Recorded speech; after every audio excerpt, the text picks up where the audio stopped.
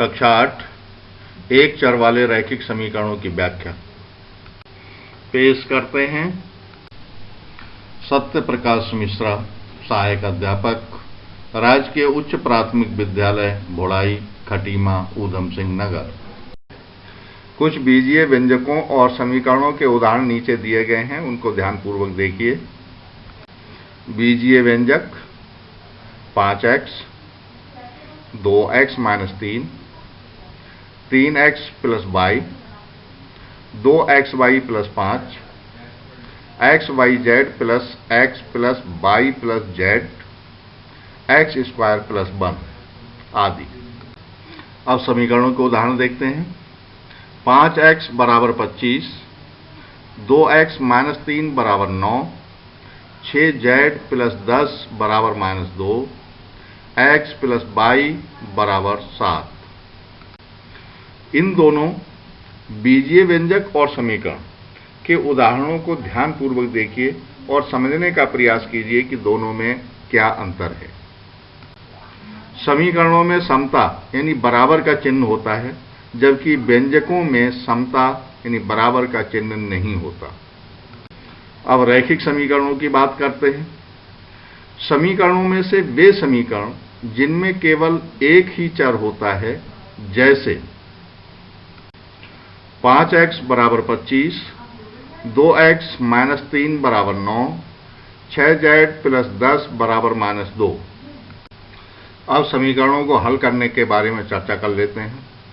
ऐसे समीकरण जिनके एक पक्ष में रैखिक व्यंजक और दूसरे पक्ष में केवल संख्या हो। ऐसे समीकरणों को हल करना जिनके एक पक्ष में रैखिक व्यंजक और दूसरे पक्ष में केवल संख्या हो। आइए एक उदाहरण से आपको समीकरण को हल करना सिखलाने का प्रयास करते हैं। उदाहरण नंबर 1, यदि 2x - 3 = 7 तो x का मान ज्ञात कीजिए। चरण नंबर 1, हम समीकरण का बायां पक्ष देखते हैं। यह बायां पक्ष है 2x - 3। हमको चूंकि x का मान निकालना है, तो x का मान निकालने के लिए इसमें x के पद के साथ साथ एक दूसरा पद -3 भी जोड़ा हुआ है। इस -3 को खत्म करना, और इसको खत्म, ये -3 है, खत्म कब होगा? जबकि इसमें हम 3 जोड़ दें। तो चरण नंबर 1 में हम दोनों पक्षों में 3 जोड़ते हैं। असल में किसी भी एक पक्ष में ना तो हम कुछ जोड़ सकते हैं ना घटा सकते हैं। जो कुछ भी जोड़ना है या घटाना है वो दोनों पक्षों में जोड़ा या घटाया जाता है। तो दोनों पक्षों में 3 जोड़ने पर हमको प्राप्त हो रहा है 2x - 3 + 3 = 7 + 3। -3 और +3 कट गए और हमें बाईं तरफ प्राप्त हुआ 2x, और दाईं तरफ 7 में 3 जुड़ के हमको प्राप्त हो रहा 10, यानी 2x = 10। अब चरण 2 में ये हमको 2x = 10 प्राप्त हुआ है, लेकिन हमको मान निकालना है x का। तो x के साथ 2 लगा हुआ है और 2 से x की गुणा है, तो इस 2 को भी खत्म करना है, और इसको खत्म करने के लिए अगर हम 2 से भाग करें तो ये खत्म हो जाएगा। तो चरण 2 में दोनों पक्षों को 2 से भाग करने पर, 2 से भाग देने पर पहला पक्ष यानी बायां पक्ष हमें प्राप्त हो रहा है 2x/2 और दायां पक्ष प्राप्त हो रहा है 10/2, यानी हमको प्राप्त हुआ 2x/2 = 10/2। इसको जब सरल किया तो ये 2 से 2 कट गया और 2 से 10 को काटा तो 5 बार गए और हमें x का मान प्राप्त हो गया है 5। अब सीखते हैं पक्षांतरण करके समीकरण को हल करना। इसके लिए एक दूसरा उदाहरण ले लेते हैं। हल कीजिए 2x + 9 = 4। सबसे पहले हमने समीकरण को उतार लिया, 2x + 9 = 4। अब बाएं पक्ष में 2x + 9 है और हमको मान निकालना है x का। तो x के पद के अलावा दूसरा पद हमें +9 दिखाई दे रहा है। इस +9 को यहां से हटाना है, और जब हटाएंगे तो कहां? आप बराबर के दूसरी तरफ लेके जाएं, दूसरे पक्ष में लेके जाएं, यानी इसको हम कहेंगे 9 का दाएं पक्ष में पक्षांतरण करने पर। अब जब 9 को दूसरे पक्ष में पहुंचाया तो बाएं पक्ष में केवल 2x बचा बराबर, और दायां पक्ष था 4, और 9 चूंकि इधर प्लस का था, जब दूसरी तरफ लेके जाएंगे, दूसरे पक्ष में लेके जाएंगे तो इसके चिन्ह बदल जाते हैं और ये माइनस का हो गया, और हमें प्राप्त हुआ 2x बराबर 4 माइनस 9। और हल करने के बाद, सरल करने के बाद हमको प्राप्त हुआ 2x बराबर -5।